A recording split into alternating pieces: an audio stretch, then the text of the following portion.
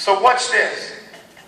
You know that I just told you that me failing 100 times does not conclude that I'm a failure. True or not? True. How do you find the courage? Put up your hand if you can tell me your definition of courage. Someone. Closer to the front, because then I can't hear you otherwise. Yes.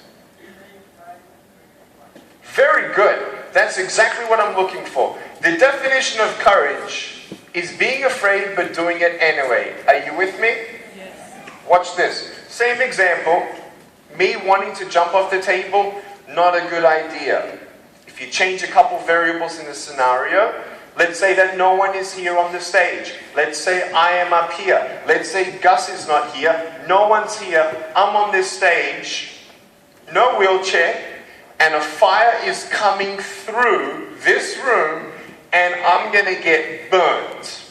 Now, will I jump off the table? Yes. Okay. Same height, same fear, same pain. Agree? What changed? Something's more important. I'm looking for a particular word. Put your hand up if you said purpose, because that's what I'm looking for. It's the umbrella of a word that sums up everything that you said. Motivation, understanding, inspiration, you understanding what's going on. Here's the line that you can take away with. Ready? Purpose derives, D-E-R, derives, courage that drives, as in a car, drives through fear. Purpose derives courage that drives through fear. Are you with me?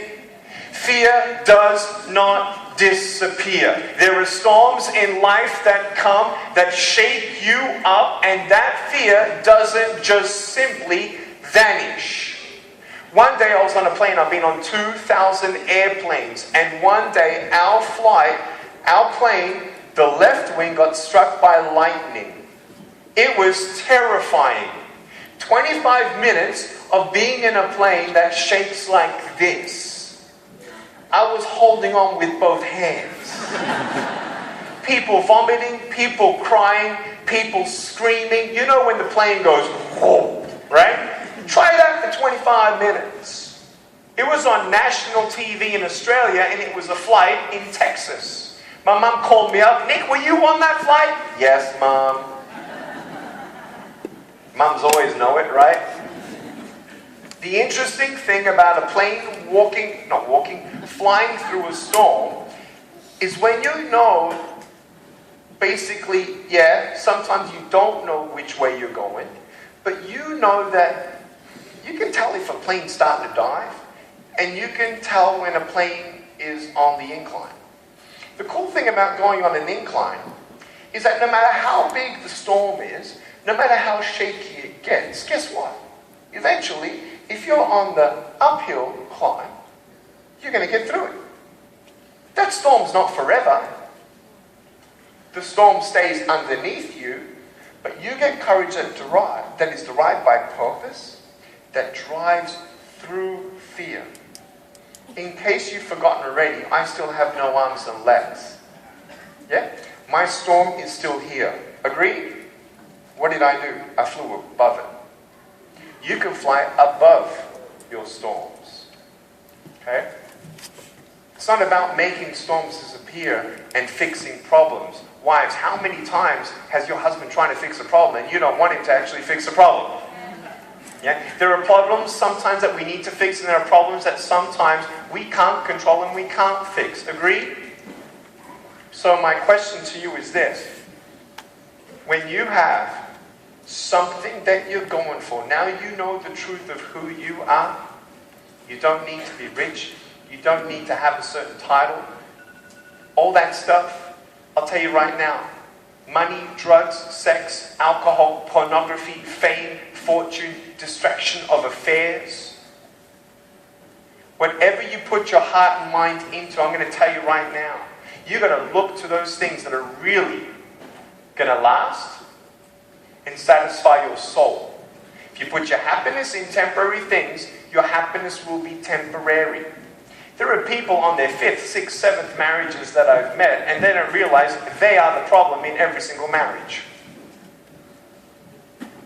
Now, I'm not talking about marriage because I'm not here to counsel people in relationships. That's not my job. But I'm here today to tell you that sometimes we get caught on this expectation that happiness comes from stuff when it doesn't. It doesn't come from a new this or a new promotion. Every time you get a new promotion, guess what you get, guys?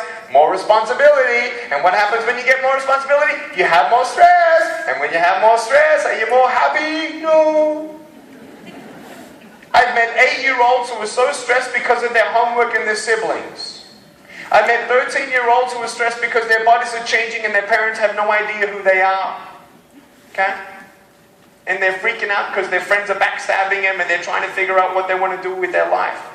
Then you got the 17-year-olds who are stressed because they got to go into the university and get the right score in high school to get into the university. And they say, if I can just get to university, then what? Then everything's going to be okay. And they get into university and they're like, oh my gosh, high school was a breeze. Those were the good old days. Now I got to work my butt off to now get a job.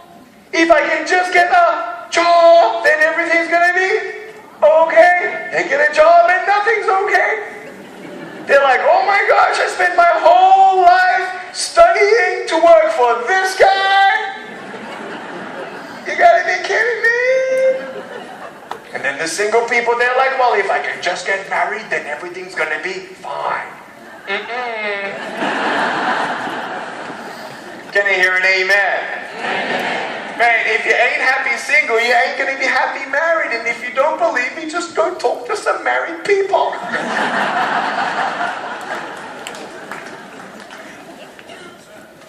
So here is the purpose. This is the amazing thing. For me, everyone say for Nick. Okay, for me, and it's maybe completely different for you. Because I can believe what I believe, and you can choose to believe what you believe, but because I have faith to believe that this ain't it, that there's eternity in heaven, that I can make an eternal difference in people's lives here, to believe that one day we do live happily ever after with no cancer, no war, no sickness, no disease, because of my faith in that. That then helps me to believe that that little boy with no arms and legs that I told you about, Daniel, could be running to me in heaven with his new arms and legs one day, come up and hug me with his new arms and cry on my shoulder and say, thank you for helping me. Helping me believe that there was a greater purpose for my life.